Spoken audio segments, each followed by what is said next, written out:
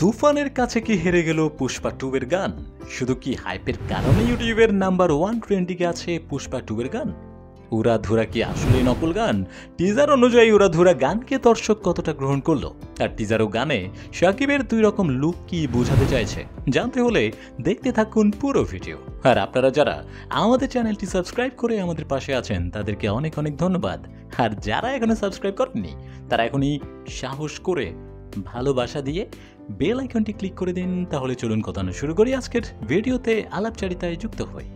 মাত্র একদিনের তফাতে ইউটিউবে রিলিজ পেল এই বছরের সবচেয়ে বেশি হাইপে থাকা দুটি সিনেমার গান, যার একটা হলো তুফানের উড়াধুরা গান আর একটা পুষ্পা 2 এর আঙ্গারু। গান দুটি থেকে রিলিজের কয়েক ঘন্টার মধ্যেই নাম্বার 1 ট্রেন্ডিংয়ে চলে এসেছে পুষ্পা 2 এর গান আঙ্গারু।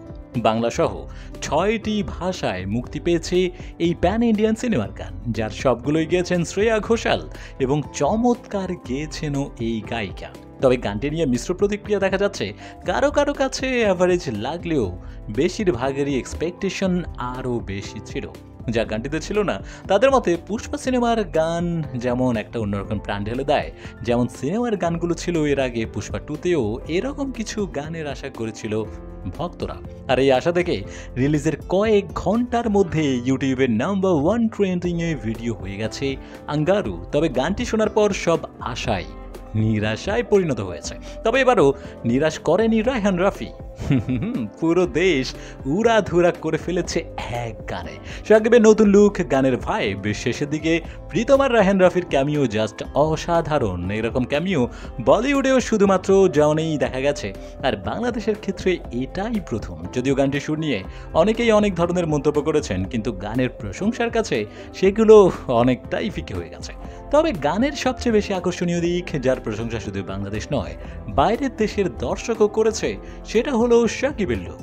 ক্যারিয়ারের 25 বছরের এমন ফিট তিনি কি করে আছেন সেটা ভেবেই অবাক সবাই।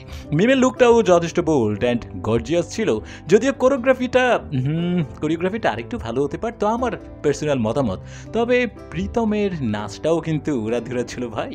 ওভারঅল সব কিছু ঠিক থাকলেও একটা চিন্তার বিষয় থেকেই যায়, আর সেটা হলো তুফানের টিজার আর গানে শাকিবের দুইটা ভিন্ন লুক। যার মানে তুফান সিনেমায় শাকিবকে কি দুটো লুকে দেখা যাবে, যার একটা হলো উড়াধুরা গানের কিউট হ্যান্ডসাম লুক, আর আরেকটা হলো টিজারের সেই গ্যাংস্টার ড্যাশিং লুক।